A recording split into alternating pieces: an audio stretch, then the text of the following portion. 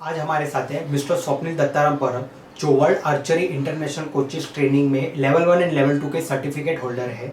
और इस वीडियो में हम जानेंगे कि what is competitive archery and archery की अवेयरनेस कैसे बढ़ाई जा सकती है। और अब ये वीडियो आपके सामने प्रेजेंट करते हैं।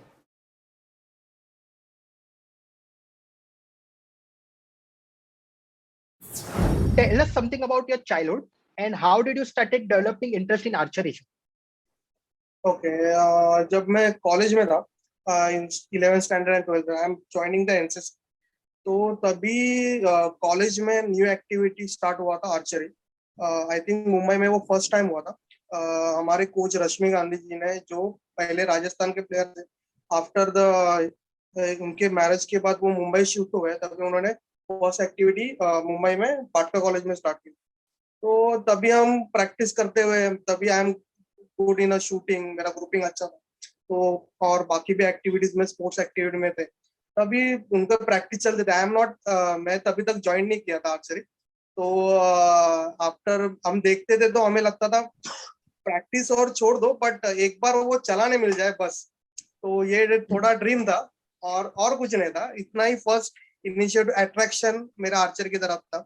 और जब वो ऐसे ही इन्हें वो टैलेंट सर्च करने के लिए आए एनसीसी प्लेयर के बाद, तो उन्होंने बोला कि आके शूट करो, दोज आर डूइंग वेल, उन्हें हम कॉलेज के टीम में प्रिपरेशन के लिए स्टार्ट करेंगे और वो पार्टिसिपेट करेंगे। वो बोला इज अ गुड थिंग। तो तभी भी इनिशियली यही था कि भाई एक दो बार चलाएंगे, एक दो दिन करेंगे और और छोड़ देंगे, मीन्स अपना बाकी भी एक्टिविटी बहुत सारे है। तो बट जब वो स्टार्ट हुआ, जब आर्चरी वो हाथ में लगा मिला, तो वो फर्स्ट टाइम वो जो एनर्जी था उसके साथ, और जो उसका अट्रैक्शन था, वो बढ़ता ही चले गया। और हमारे कोच रश्मि गांधी जी ने जो ट्रेनिंग से हमारा स्टार्ट किया था, तो एक दिन क्वाइट इनिशियल मीन्स नॉर्मली थे स्टार्टिंग में, but day by day improvements होते गए, स्कोर बढ़ने लगा। तो जब स्कोर बढ़, we don't know about the game, means कभी देखा ही नहीं था। तो जी, मुंबई में ही फर्स्ट टाइम हम लोग शूट कर रहे थे, देखा भी वहीं पे था। तो अब I don't know about the standards, कितना होता है, क्या स्कोर है टॉप लेवल, वो भी पता नहीं था। टीवी में भी मैंने कभी देखा नहीं था गेम्स क्या होता है तब तक। तो but first time we participate in competition, जब देखा तो देखने के बाद पता चला कि state district we can reach out है, मीन्स हम कॉम्पिटिटिव स्कोर तक थोड़ा मेहनत करके पहुंच सकते हैं। तो वो इनिशियली था। और फिर after first competition then we take took it seriously, और उतना rigid morning evening both day में 2 दिन 2 टाइम्स प्रैक्टिस करते थे कॉलेज में ही। और इनिशियली ग्रोथ होते गया, फिजिकल स्ट्रेंथ था। Archery is more demanding, physical demanding sport, जो दिखता नहीं है नॉर्मली, बट वो poundage and all is too much वो है, और वो मेंटेन करना। तो बाद में जो टेक्निकल फैक्टर्स है, वो तभी कोच ही डिसाइड कर देते क्या बोझ होगा, क्या सेटिंग्स होंगे। तो वो थोड़ा वो टेक्निकल एक्सपेक्ट था आर्चरी का, वो मुझे ज्यादा, बहुत ज्यादा टच कर गया। मुझे बहुत अच्छा लगता था कि जो टेक्निकल थिंग्स थे, तो वो इम्प्रोवाइज करने में, एरोज में टेक्निकली ट्यूनिंग और सेटअप करने में मुझे बहुत मजा आता। तो मीन्स इवन हम दिन भर प्रैक्टिस कॉलेज करने के बाद भी रात को मैं घर पे बैठ के भी वही करता था। तो वी स्टार्ट लाइक दैट कि archery as like a passion, वो धीरे धीरे बिल्डअप होते गए। और ये गेम ही ऑलरेडी बहुत अट्रैक्टिव है, जो आई थिंक सब कोई भी खेलते हुए किसी को देख लेगा तो ही कैन बी अट्रैक्टेड कि उसे वो ज्वाइन करना ही, नहीं तो एक बार करना तो है। और जी, जब competitive sports means competitive level पे जाते हैं, if you go there means हार जीत को बहुत दूर की बात थी पहले, पर उसे अटेम्प्ट करना या उसे इंजॉय करना, वो हमारे हमारे कोच ने हमें पहले सिखाया कि खेलना कैसे इंजॉय करना है। तुम्हारा मैच होगा, तुम्हारा ट्रेनिंग होगा, ये सब प्रोसेस इंजॉय क्यों करना है, इंजॉय करोगे, इंजॉय होगा तो रिजल्ट आएगा, रिजल्ट जी। ऑटोमेटिकली आएगा। वन डे में रिजल्ट आता नहीं है, कोई भी स्पोर्ट्स में वन डे में रिजल्ट आता नहीं। You have to enjoy your process. तो प्रोसेस एंजॉय करना सीखो, तुम्हारा इम्प्रूवमेंट्स एंड ग्रोथ सब कुछ आएगा। का जो आर्चरी का करियर था उसमें आपको क्या डिफिकल्टीज फेस करनी थी? डिफिकल्टी, पहले जब इनिशियली स्टार्ट हुआ तो we know don't know about the technical means क्या क्या लगता है, सब कॉलेज से प्रोवाइड होता था। कॉलेज से मीन्स हमारे कोच से ही प्रोवाइड होता था, मेरे पास हमारे पास खुद का वो भी नहीं। तो वो एरो इतना ही पता था कि if I doing well means मैं अच्छा करूँ तो मुझे इक्विपमेंट मिलेगा, मीन्स एरोज मिलेंगे टाइम पे, चीजें मिलेंगी। तो इतना ही एक मोटो था कि कंटिन्यूअसली प्रैक्टिस करने के लिए अगर इक्विपमेंट चाहिए तो you have to perform well, तो आपको अच्छा करना है। सेकेंड, ऑन दोज डेज जो इक्विपमेंट होता था वो it's difficult to find out. Means हमारा एक एरो का पॉइंट, एक एरो का नॉक, फ्लैच, ये हर बार रिपेयर करना पड़ता था। तो वो मिलना मीन्स वो हम हम जो जब वहां पे क्लब के भी आर्चर्स थे, हम वी आर पुट टुगेदर, अगर हमारे पास एक्स्ट्रा होगा तो भी हम दूसरे का बोरो कर सकते हैं और वो भी देते थे। और शूटिंग करते वक्त कभी एरो टूटा, उसके पॉइंट्स कुछ गिरा है, तो आफ्टर शूटिंग भी हम लोग फाइंड आउट करते थे कहाँ पे गिरा है भाई। तो क्योंकि वो वेस्ट ना हो, क्योंकि इजीली फाइंड मिलता नहीं था।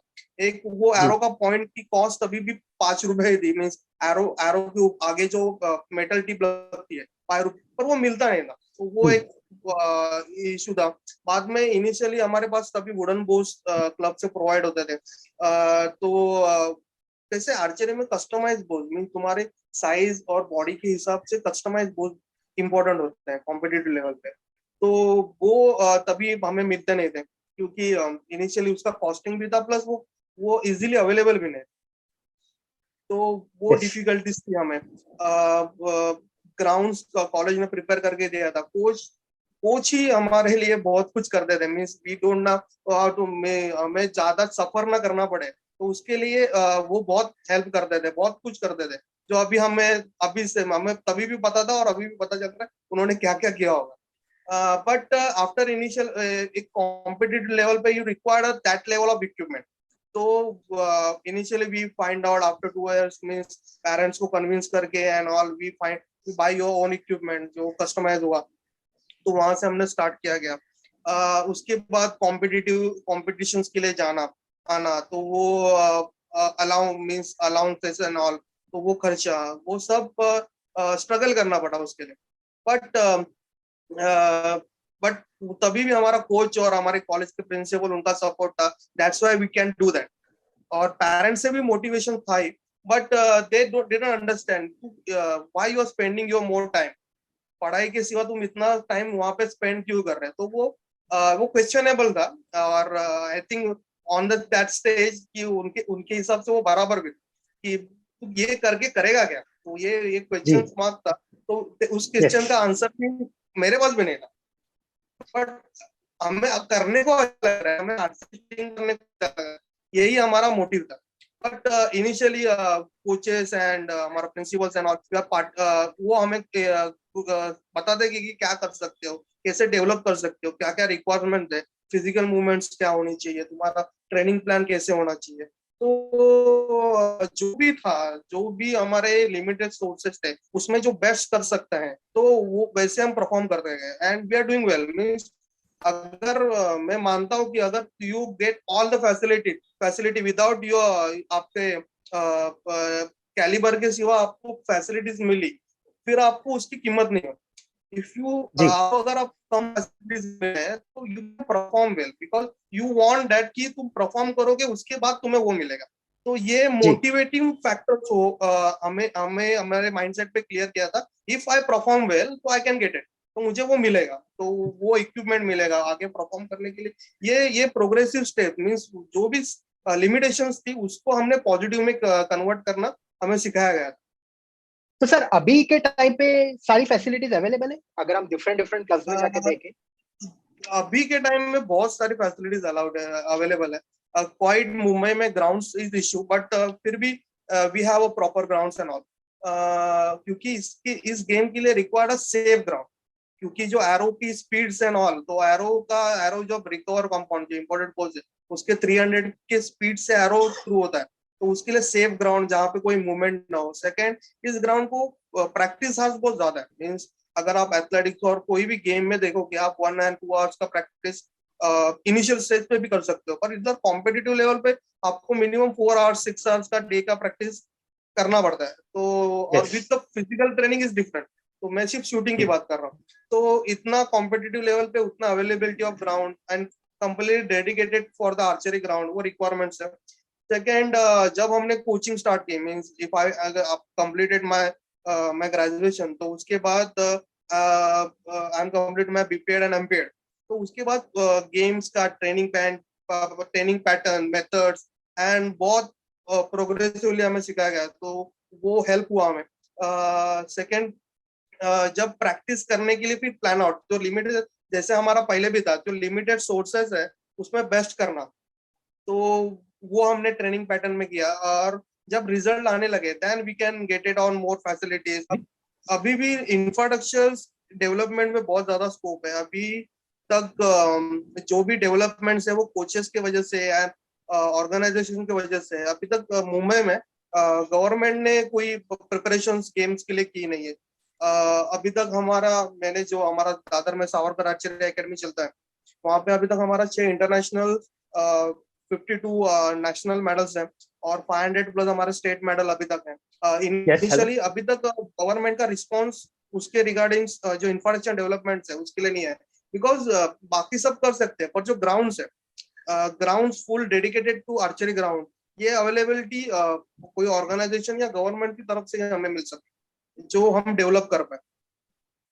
बाकी infrastructure means students are into, means ये इंडिविजुअल गेम्स है प्लस ओलंपिक गेम है, तो हमारी मुंबई की ग्रोथ अभी बहुत अच्छी है। वी आर परफॉर्मिंग वेल, हमारा स्टेट नेशनल और इंटरनेशनल तक हमारे आर्चर्स यहाँ से जा चुके हैं, तो डेवलपमेंट है। बट इनिशियली कैसा है कि अगर एक सर्विस, एक सेक्टर मीन्स एक गवर्नमेंट एक सर्विस प्रोवाइड करेगी, बड़ी सर्विस प्रोवाइड करेगी, देन वी कैन जो आर्चर्स है वो हम बहुत कम टाइम पे मल्टीप्लाई कर सकते हैं। मीन्स बहुत ज्यादा आर्चर खेलने लगे और बहुत ज्यादा आर्चर को खेलने के लिए जगह मिलने लगी, तो ये ग्रोथ इन्हीं फर्स्ट से बहुत ज्यादा बड़ी बड़ी मिल जाएगी। और उससे ही हमें जो अभी हमारे अभी 10-15 साल हो गए, तो 15 साल में जो हमने इतने मेडल्स आए, वो नेक्स्ट अगर डेवलपमेंट मिले तो नेक्स्ट 5 साल में इससे डबल हो सकता है। तो ये रिक्वायरमेंट्स है, बिकॉज यहाँ पे ये ओलंपिक स्पोर्ट्स है and we are doing well, means after giving that much of performance then we demanding कि हमें फैसिलिटीज प्रोवाइड करो, तभी हम आगे परफॉर्मेंस कर पाएंगे। ओके, तो इसमें अलग अलग फैक्टर्स है। कोच है, कोच के साथ उसके लिए इक्विपमेंट रिक्वायरमेंट्स है, ग्राउंड फैसिलिटी रिक्वायरमेंट है। उसके बाद जो प्रो लेवल पे आर्चर्स खेलेंगे उनको फिजियोथेरेपी चाहिए, उनको मेंटल ट्रेनर चाहिए, ये सब चीजें चाहिए। तो ये एक जो टॉप प्रो लेवल के एथलीट जो परफॉर्म कर रहे हैं, अगर गवर्नमेंट उसे सपोर्ट करे तो we can do well, means we can definitely do well. Means अभी कुछ जो सेक्टर्स जो प्राइवेटली क्रिएट किए हुए हैं, अगर गवर्नमेंट सेक्टर से हमें हेल्प की जाए तो we can do well definitely. Sir, एक आर्चर के करियर में जब उसका जब करियर स्टार्ट होता है तो हम देखते हैं कि धीरे धीरे इंप्रूवमेंट होता रहता है। फिर एक ऐसा पॉइंट आता है जहाँ उसका जो इंप्रूवमेंट का जो लाइन है वो काफी स्टेबल हो जाता है, यानी कि वो कितना भी कोशिश करता है तो वो बढ़ नहीं पाता है आगे। आपने भी मुझे ऐसा लगता है कि आपके करियर में भी ऐसा कोई पॉइंट आया रहेगा। तो उस वक्त सर क्या नेसेसरी एक्शंस लेने चाहिए ताकि इस प्रॉब्लम से सर हम ओवरकम कर पाए? इसमें कोच का बहुत बड़ा रोल होगा, क्योंकि आर्चर जब डिमोटिवेटेड होता है कि अरे मैं कर रहा हूँ, हो नहीं रहा है, नहीं तो मैं बढ़ नहीं पा रहा हूँ, नहीं तो मैं नीचे आ रहा हूँ, मेरा स्कोर नीचे आ रहा है, मेरा इंजुरी आती है, because they are pulling a more heavier poundage, तो इंजुरी भी आती है, तो उसका रिकवर करना, तो उसमें पेरेंट्स और कोच का बहुत बड़ा रोल होता है कि उसे गिव अप ना करने। तो इफ एकेडमी इज देयर, तो वो बड़े सीनियर आर्चर्स को देखता है, कोच को देखता है, वो क्या कर रहे हैं इस सिचुएशन में, उन्होंने कैसे कोप अप किया, तो वहां से वो खुद सीखता भी है, प्लस कोच उसको अगर उसको काउंसलिंग करे कि क्या हो रहा है, तो करते रहे। और एक ही पैटर्न है, जो कुछ भी ऊपर नीचे हो रहा है, नहीं तो नीचे जा रहे हो तुम, तो एक ही है कि तुम्हारा शेड्यूल फॉलो करो, जो भी तुम्हारा शेड्यूल है, अन्य कुछ भी छोड़ना नहीं है, शेड्यूल फॉलो करो। तुम्हें तुमको वो ऑप्शन नहीं कि तुम घर पे बैठे रहो या कुछ मत करो, कुछ ना करने से कुछ नहीं होने वाला। बट शेड्यूल फॉलो करोगे और जो तुम्हारा ट्रेनिंग पैटर्न फॉलो करोगे, तो डेफिनेटली तुम उस पैच से, जो लूप होल है, उससे बाहर निकलोगे। उससे बाहर निकलोगे, तो वो ये ग्रोथ पैटर्न है, मीन्स कुछ और ये लाइफ में भी है, अगर हम कुछ छोड़ दोगे तो कुछ होने वाला नहीं है। अगर आप करते रहोगे, कंटिन्यूअसली ट्राई करते रहोगे, दिमाग में कुछ ना हो, परफॉर्मेंस के बारे में सोचो मत, कुछ मत करो, कुछ मत करो, सिर्फ वो शेड्यूल जो आपका जो शूटिंग पैटर्न है, आपका फिजिकल स्ट्रेंथनिंग का एक्सरसाइजेस है, वो फॉलो करते रहो, कुछ जी। सोचो मत, तो वो डेफिनेटली कुछ दिन के बाद वो उस प्लेटो से तुम निकल जाओ। तो यही यही यही ग्रोथ है, और उसको वो रिदम मिल जाएगी। एक है मेंटल स्टेज, स्टेज भी अलग अलग बनते रहती है बच्चों की, तो डाइवर्जेंस भी होते हैं। तो एक ही है कि वो कंटिन्यू फॉलो योर शेड्यूल, ये रूल है, फॉलो योर शेड्यूल। तो ये फर्स्ट यस। फैक्टर हमारा रूल होता है। सेकेंड, वाई मीन्स ये क्यों हो रहा है, तो ये फाइंड आउट करना पड़ता है। अलग अलग पॉइंट्स होते हैं। एक तो मेंटल थिंग्स होता है। फर्स्ट इज जो जो आर्चर्स प्रो लेवल पे खेल रहा है, उसका पहला अगर ड्रॉप होने का ऑप्शन होता है तो वो मेंटल होता है। वो मेंटली क्यों डाउन हो रहा है, नहीं तो मेंटली क्यों अप्रोच कर नहीं पा रहा है, तो we can work out on that divergence. Mental divergence के लिए we can do the more exercises. और टेक्निकल फैक्टर्स में चेक कर सकते हैं कि इस दिस आउटडोर गेम, तो आउटडोर गेम में एक तो इक्विपमेंट फैक्टर होता है, इक्विपमेंट में कुछ प्रॉब्लम है क्या। जो रिकवर कंपाउंड में क्वाइट कॉस्टली इक्विपमेंट होती है, अवेलेबिलिटी भी कम यस। होती है उसकी, तो वो फैक्टर्स आ रहे हैं क्या, तो उस पर वर्कआउट किया जाता है। बाद में होता है सिचुएशनल मीन्स मेंटल फैक्टर्स में हम भी चेक कर सकते हैं कि उसका मीन्स साइंटिफिक वे से चेक कर सकते हैं कि उसका पल्स मीटर शूटिंग के टाइम पे हाई हो रहा है क्या, तो यस। क्यों हो रहा है, उसके फैक्टर्स क्या है, तो वो स्टडीज किए जाते हैं। तो उनके भी हमारे यहाँ पे 3-3 महीने के बाद आर्चर्स की टेस्टिंग की जाती है, जो फिजिकल एस्पेक्ट भी है, बॉडी बॉडी एस्पेक्ट भी है, और पल्स मीटर पे जो मेंटल शॉट के टाइम पे उनका क्या हो रहा है। बाद में कंपटीशन में भी उनके टेक्निक मीन बॉडी में चेंजेस क्या आ रहे हैं वो भी चेक किए जाते हैं। कोच रहेगा, नहीं तो पल्स मीटर पे उनकी पल्स बढ़ रही है। तो अगर वैसा है तो उसके लिए बहुत अलग ट्रेनिंग प्लान्स या अलग लेवल पे उस पे वर्क किया जाता है। If you find out means अगर कोच ने फाइंड आउट कर लिया कि प्रॉब्लम क्या है और उस आर्चर्स को बता दिया, तो वो क्लियर हो, तो फिर वो यस। उसके पीछे लग जाएगा कि कैसे करना। अगर फाइंड नहीं हो रहा है और पता नहीं चल रहा है, तो वो फिर वो डिफिकल्टी होती है। बट अगर फाइंड आउट करके आपने, अगर वो आर्चर मेहनत कर रहा है, उसे बता दिया और क्या क्या करना है उसके ट्रेनिंग प्लान में ऐड कर दिया है, तो वो पीछे लग के he can achieve definitely. Sir, अगर हम प्रीवियस ओलंपिक्स की बात करें, जैसे 2012 हो गया, 2016 हो गया, अभी रिसेंट जो 2021 हो गया, तो उसपे जो आर्चर्स का परफॉर्मेंस है, नो डाउट काफी अच्छा था। अगर हम कॉमनवेल्थ गेम्स की बात करें, वर्ल्ड चैंपियनशिप्स की बात करें जो आर्चरी में होते हैं, उसमें हमारे मेडल्स काफी हद तक मिलते हैं हमें, we are able to achieve that thing. लेकिन सर, जो वो जो गैप है, जो आर्चर ओलंपिक्स का जो गैप है, क्वालिफिकेशन राउंड क्लियर करते हैं, फाइनल्स तक पहुंच जाते हैं, लेकिन जो क्वालिफाई फाइनल्स और जो मेडल्स का जो गैप रहता है, अचीव नहीं कर पा रहे। अभी तक हमारे हर वर्ल्ड चैंपियनशिप पे हमें मेडल्स है, और वी आर टॉप इन 3 और 4 रैंकिंग में, अगर रिकव की बात करें, यस। ओलंपिक की बात करें, इसमें रिकव की बात करें। तो बट एक वो फैक्टर है कि हमें सिर्फ ओलंपिक का मेडल नहीं मिला आर्चरी में।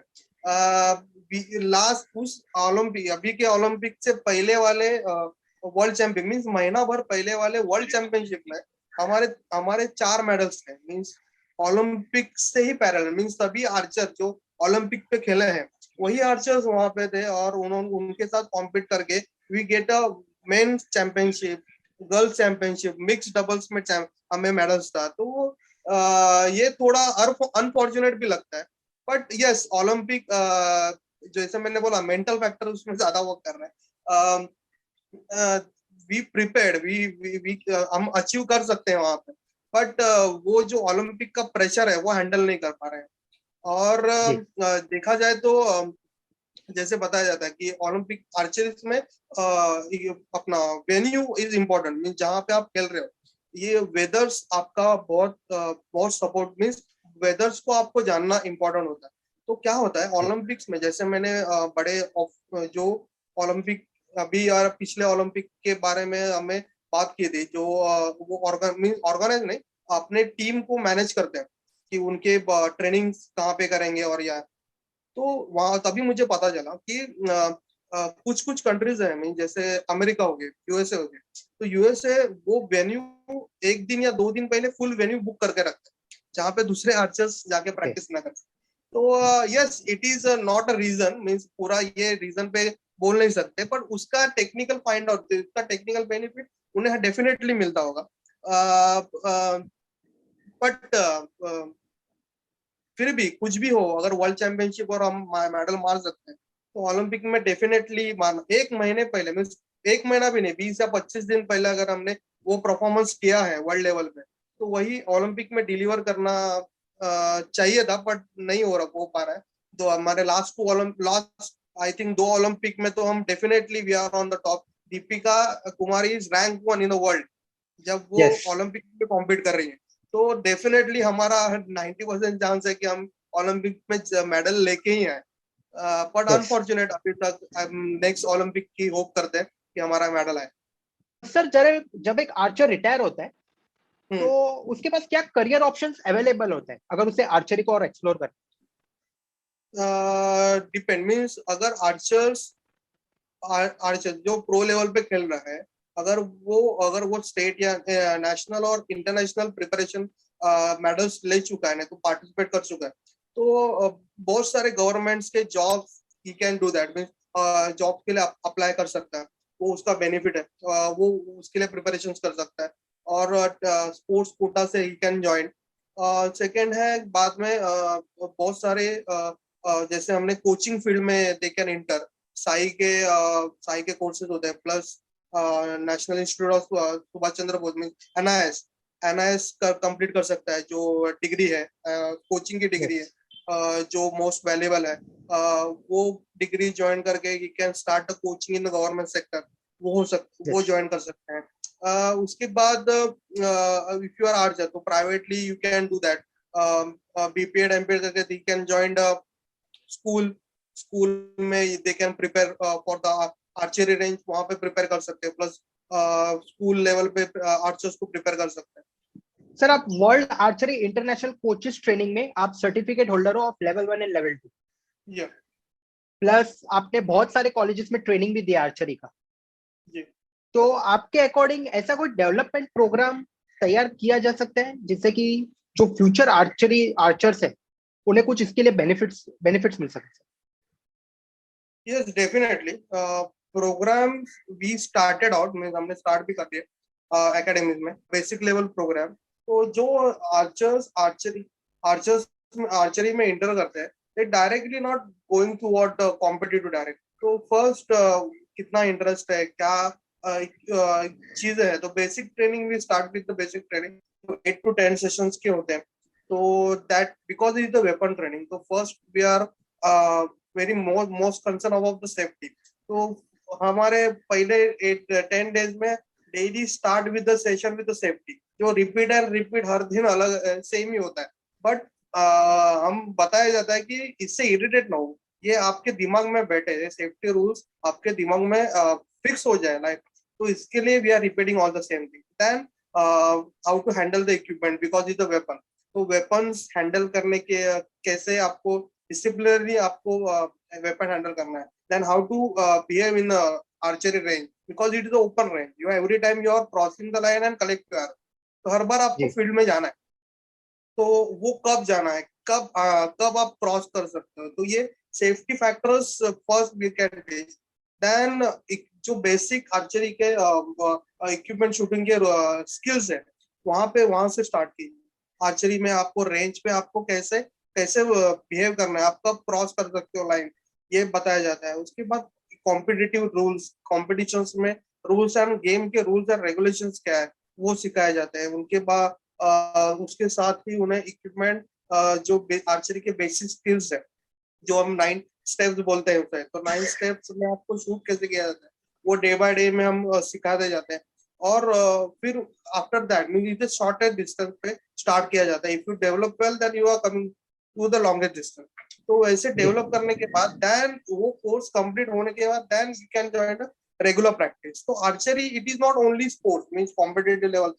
जैसे हम सिखाया जाता है कि if you start with the recreation, means आपके उसके आर्चरी खेलने के ही फैक्टर्स बहुत बहुत ज्यादा है। मीन्स आपका कंसंट्रेशन लेवल, बच्चों के लिए मैं बता रहा हूँ कि कंसंट्रेशन लेवल बढ़ जाता है और उनकी फोकस एबिलिटी इंप्रूव होती है। कंटिन्यूअस एक सेम चीज कंटिन्यूअस करने की एबिलिटी इंप्रूव होती है। और archery is not only for kids, हमारे क्लास में टिल अप टू 60-65 ईयर्स के लोग भी आके प्रैक्टिस कर रहे हैं। तो कैसे होता है कि जो मेंटल अभी जो वर्किंग पीपल्स है उनके जैसे हमारे आउटपुट मीन इनपुट उनसे ही आई है कि जो वर्किंग प्रोफेशनल्स हैं उनको जो मेंटल स्ट्रेस होता है वो आर्चरी गेम पे फोकस करने से वो डाइवर्ट हो जाता है, मीन वो निकल जाता है, यस उसके यस उन्हें बेनिफिट मिलता है। तो ये फर्स्ट पहले हमारे ट्रेनिंग के ऑब्जेक्टिव ही वही होता है। तो ये मीन्स यस बेसिक ट्रेनिंग के बाद रेगुलर ट्रेनिंग में हम प्रैक्टिस करते हैं तो उसके ऑब्जेक्टिव ही वही होता है। After that if you perform well और you ready to compete, means अगर कुछ कुछ ऐसा है कि जो कॉम्पीट लेवल पे स्कोर भी आ रहा है पर उन्हें कॉम्पीट नहीं करना है because they are more time consuming all, उनको वहीं पे रहना है। पर कुछ लोग है जिन्हें कॉम्पीट भी करना है, तो कॉम्पीट लेवल पे करने के लिए then we can add the more practice session. उनको उनके शेड्यूल में प्रैक्टिस के हार्स बढ़ जाते हैं, प्लस फिजिकल ट्रेनिंग उनको करनी पड़ती है। और कॉम्पिटिटिव लेवल के equipments they have to arrange, means उनको कॉम्पिटिटिव लेवल के इक्विपमेंट्स पे प्रिपरेशन किया जाता है। देन उनके वो स्टेट एंड नेशनल के स्कोर तक उनके पहुंचने के बाद then we can allow for the competitive. तो ये स्टेप यस बाय स्टेप में डेवलप करना है। डेफिनेटली गोल क्या है, उनके गोल क्या है, उनके रीच क्या है। हम definitely we are motivating to go for the competitive, but सभी जन नहीं जा पाते। तो ये फैक्टर है यस कि सभी जन कॉम्पिटिटिव लेवल पर जा नहीं पाते। पर इसका मतलब ये नहीं कि दे डिडंट गेट एनीथिंग, उनको उनके फैक्टर्स मिलते हैं, उनके बेनिफिट्स अलग से मिलते हैं। तो गेम्स के बेनिफिट मिलते हैं। तो archery is more attractive addictive, means एक बार आपने स्टार्ट कर लिया तो you can't leave that, means आप छोड़ नहीं पाते, ये होता ही है। और मेडिटेटिव मीन्स आप जब शूट करोगे तो आप ऑलमोस्ट एक ट्रांस पे चले जाते हो, मीन्स मेंटल स्टेज पे चले जाते हो कि आप एक बार फोकस कर रहे हो हर बार एक सेम यस स्किल्स पे, सेम टारगेट्स पे। तो उसके बेनिफिट अलग से उन्हें मिलते हैं। और जो उनके स्टूडेंट लाइफ पे, जो प्रोफेशनल है उन्हें प्रोफेशनल लाइफ पे उन्हें उसके बेनिफिट उनके वर्क्स पे, उनके काम पे, उनके बाकी बिहेवियर में दिखने मिलते। वर्ल्ड आर्चरी में हमारे जैसे आपने कराटे में देखा होगा बेल्ट सिस्टम होती है, means yes one two other belts. तो यस वो जो वर्ल्ड आर्चरी में हमारे ट्रेनिंग्स में था कि उसमें फेदर्स होते हैं, means first start with the white feather to yellow feather, जो यस आर्चरी के टारगेट्स के कलर्स है। वो सिस्टम्स अपने यहाँ पे अभी तक डेवलप नहीं हुई है। बट ये प्रोग्रेशन जो हम हमारे लेवल पे कर रहे हैं, बट ये प्रोग्रेशन अगर पूरे कंट्री में डेवलप किया जाए कि यस वो उसके फैक्टर्स है, उसके सिलेक्टिंग फैक्टर्स है, वो फेदर्स मिलने के उनके टेस्ट है, तो वो टेस्ट क्रिएट किए जाए अपने यहाँ पे भी, तो उससे मोटिवेशन बढ़ेगा। बिकॉज एवरी टाइम जैसे कंपटीशन में खेला जाए, अगर मैं डिस्ट्रिक्ट लेवल के कंपटीशन में वहां से सिर्फ 4 आर्चर सिलेक्ट होने वाले हैं, तो बाकी यस का क्या, बाकी they are also skill level, और एक एक दो दो पॉइंट से अगर पीछे 50 तो उन्हें कुछ मिलता नहीं। कैसा है, एक मोटिवेशन कब मिलता है, जब आफ्टर द एफर्ट्स, मींस आपका यस माइंडसेट तो ही after the effort you get something. अगर यस उन्हें उन्हें उस लेवल के स्किल अचीव करने के बाद कुछ मोटिवेशनल मिले, कुछ रिवॉर्ड मिले, तो दे कैन मोटिवेटेड मोर। तो ये फैक्टर्स जैसे जैसे ही वो हाईएस्ट लेवल के फेदर तक जाएगा, he already achieve that level, means already on the that stage, means after few years. तो उस वो फैक्टर्स और वो ट्रेनिंग सिस्टम डेवलप होनी चाहिए। उसके साथ ही जैसे मैंने लास्ट सेशन में बताया गया कि जो कॉम्पिटिटिव लेवल के लिए जो लेवल के इंफ्रास्ट्रक्चर अवेलेबिलिटीज होनी चाहिए, वो मुंबई में या ऑल ओवर इंडिया में सब जगह पे वैसे रेंज प्रिपेयर होने चाहिए। जो जैसे हमने कोरिया का मैंने एक सिस्टम ड्राइव किया था कि वहां पे आर्चरी इतनी डेवलप क्यों है। एक कोरियन आर्चर्स है जो हमारे यहाँ पे ट्रेनिंग के लिए आए थे, is born and bottom in Korea, और यहाँ पे ट्रेनिंग के लिए थे, स्टडीज के लिए थे, और हमारे क्लासमेट ट्रेनिंग के लिए भी थे। तो तभी उन्होंने बताया गया था कि वहां पे आर्चरी ट्रेनिंग गवर्नमेंट की तरफ से फ्री है, ओके प्लस या और प्लस वहां पे बहुत ज्यादा ठंड होती है, तो वहां पे ट्रेनिंग्स के लिए 90 मीटर्स के 90 100 mean 70 metre is the record distance, पहले 90 मीटर था, यस तो 90 मीटर्स के इंडोर बड़े हॉल्स, और ये फुल टाइम सबके लिए ओपन होते, means yes definitely as per the gradation तुम वहां पे प्रैक्टिस कर सकते हो, पर डेफिनेटली अगर इस लेवल पे प्रिपरेशन या मोटिवेशन मिले तो definitely Korea, that's why is number one. Yes यहाँ पे अभी हम आर्चरी में देखते हैं जो भी डेवलपमेंट्स है, some of the coaches are doing hard work for individually, कुछ organisations hard work for individually. जब ये सिस्टम जो इंडियन गवर्नमेंट की सिस्टम है, अगर वो डेवलप करने के लिए और मास लेवल पे डेवलप करने के लिए इंफ्रास्ट्रक्चर डेवलप करें सब आर्चरी स्पोर्ट्स के लिए, ऑल द स्पोर्ट, मैं आर्चरी की बात कर रहा हूँ कि आर्चरी स्पोर्ट्स के लिए प्रिपरेशन रेंज प्रिपेयर करे कि वहां पे कोई भी बंदा जाके प्रैक्टिस कर पाए जो उस ग्रेड का हो, यस तो definitely we number of archers बढ़ेंगे, स्पोर्ट्स बढ़ेंगे, कॉम्पिटिटिव लेवल्स बढ़ेंगी, और डेफिनेटली जो मीन्स इंटरनल कंपटीशन इतना हैवी होगा कि जो इंटरनेशनल फैक्टर्स है, तो वहां यस पे तो डेफिनेटली हमें परफॉर्म करना ही। सर, जैसे इंडिया में क्रिकेट और फुटबॉल का जो अवेयरनेस है वो काफी ज्यादा है। मतलब अगर हम गली गली में जाके देखें तो लोग क्रिकेट खेलते हैं, फुटबॉल खेलते हैं, तो काफी अवेयरनेस है वो चीज का। तो अगर जी। सर इसी तरह अगर हमें आर्चरी की जो अवेयरनेस है वो अगर लोगों तक बढ़ानी है, पहुंचानी है, तो उसके लिए अगर आप कोई आइडियाज अकॉर्डिंग टू यू आप क्या क्या कर सकते हैं सर? मतलब नॉट ऑन दैट लेवल कि हम बात कर रहे हैं कि क्रिकेट या फुटबॉल, लेकिन थोड़ी सी अवेयरनेस होनी चाहिए कि आर्चरी एक्चुअल में है क्या, लोगों को पता चलनी चाहिए।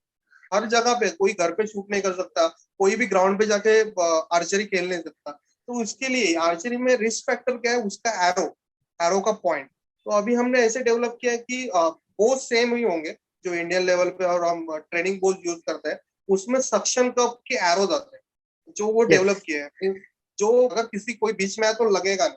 तो ये रिस्क फैक्टर अगर निकाल दिया और स्किल सेम है, सब कुछ सेम है, you have to shoot anywhere at home also, तो वो डिसाइडिंग फैक्टर होगा सबके लिए कि उससे सब जन शूट कर पाएंगे, और सब जन पहले तो ट्राई कर पाएंगे, तो ये इंपॉर्टेंट है। अगर आप ट्राई कर पाओगे then you can pursue the sports, तो उसका जो इंटेंसिटी है, उसका जो ग्लैमर है, नहीं तो उसका जो मजा है, वो फिर आप इजीली अगर आपने ले पाओ, तो वो सब वो आर्चर्स बढ़ाने में हेल्प करेगा। और those are after that, those are serious level, mean जो उन्हें proper archery sports means arrow के साथ प्रॉपर करना है, फिर then they can join proper academy and shoot. Archery में जैसे मैंने बताया कि ये कॉम्पिटिटिव एक गेम्स है, तो उसके साथ ही ऐसे भी बहुत सारे रिक्रिएशन गेम्स है जो मीन्स जैसे हमने क्रिकेट और फुटबॉल में खेलते हैं टीम स्पोर्ट, ये इंडिविजुअल स्पोर्ट्स की हम बात कर रहे हैं, टीम स्पोर्ट जो टीम में खेला जाता है, जो वॉर सिस्टम। आर्चरी गेम्स के पहले भी आर्चरी का हिस्ट्री बहुत बड़ा है, जो वॉर्स में हम यूज करते थे, और वैसे ही कुछ गेम डिजाइन किए हुए हैं हम, तो उससे team team to team wicket, जैसे पेंट बॉल का आपने गेम देखा हो, तो पेंट बॉल का गेम जैसे ही हमारा आर्चरी का एक फैक्टर है, उसमें एरोज अलग होते हैं और यू कैन शूट, मजा भी आता है, और आप इंजॉय भी कर पाओगे टीम स्पोर्ट्स में। ये ज्यादा कोई खेल कब ज्यादा होता है, जब ज्यादा लोग देखा जाए, मीन्स जो खेलने वाले उससे ज्यादा देखा जाए, और उससे ज्यादा लोग खेला खेला जाए, जो खेलने यस वाले बढ़ेंगे और देखने वाले बढ़ेंगे, वो जानने वाले बढ़ेंगे खेल को, तो डेफिनेटली वो गेम का ग्रोथ बहुत हाई लेवल पे जाए। और आई थिंक जैसे मैंने लास्ट आई थिंक ये ओलंपिक लास्ट ओलंपिक का डेटा था, एक उन्होंने बताया था आर्चरी सबसे ज्यादा second number of means rank 2 पे है, जो सबसे ओलंपिक में देखा जाने वाला स्पोर्ट्स है। तो ओके। हाँ, तो ये that's why it's more means definitely is my game, तो I definitely I watch this game, but बाकी भी सब देख रहे हैं, मींस वर्ल्ड के रैंक 2 पे अगर देखा जाने वाला गेम है, तो definitely is more attractive. Sir, any message और advice would you like to give to the young archers? हर एक का एक गेम्स होता है, एक पैशन हो सकता है कि जो आपको करने को अच्छा लगे, तो go and attempt, first go and attempt and start the training. और पेरेंट्स को भी है कि गो एंड उनको दिखाओ, फिर बच्चे खुद खुद ब खुद पिक करेंगे अपना गेम क्या होता है, और उसके बाद उनका डेवलपमेंट डेफिनेटली बढ़ते जाएगा। इन पॉइंट ऑफ टाइम वो कहीं पे स्टॉप हो जाए। अगर प्रो लेवल पे खेलने के बाद भी बच्चे गेम छोड़ देते हैं, means studies pressure and all, तो उसका ज्यादा फोर्स मत करो। जैसे मैंने बहुत सारे आर्चर्स देखे हुए हैं कि वो एक लेवल तक, स्कूल लेवल तक they are a national player, and after some time they are, वो अपना कॉलेज लेवल पे अपना गेम शट डाउन करके निकल जाते हैं, करियर में फोकस कर रहे थे। सब कुछ एक साथ हो सकता है। हमें ऐसे भी आर्चर्स देखे हुए हैं जो लास्ट मीन्स 10th और 10th के लास्ट मंथ तक प्रैक्टिस कर रहे हैं और कॉम्पिटिटिव लेवल पे खेल भी रहे हैं, और दे गेट गॉट 90% मार्क्स। तो ये हो सकता है, और वही करना है। मीन्स आपको गेम छोड़ना नहीं, आपके साथ बहुत सारे जन की मेहनत लगी हुई होती है उस लेवल तक आने के लिए। डोंट ड्रॉप इट आउट, और some of them definitely you have to take a break. Means आपका मेन कॉम्पिटिशन, अपना मेन एग्जाम थे and all, but again startup. और जो आपने बचपन में सोचा है you want to be a national archer और इंटरनेशनल आर्चर, तो उस ड्रीम को परस्यू करने में ट्राई कीजिए। So on this note we end our session sir. जी, काफी अच्छा था, काफी अच्छा, बहुत कुछ जानने को मिला आर्चरी के बारे में, एक्चुअल में क्या होता है। Thank you so much sir. Thank you.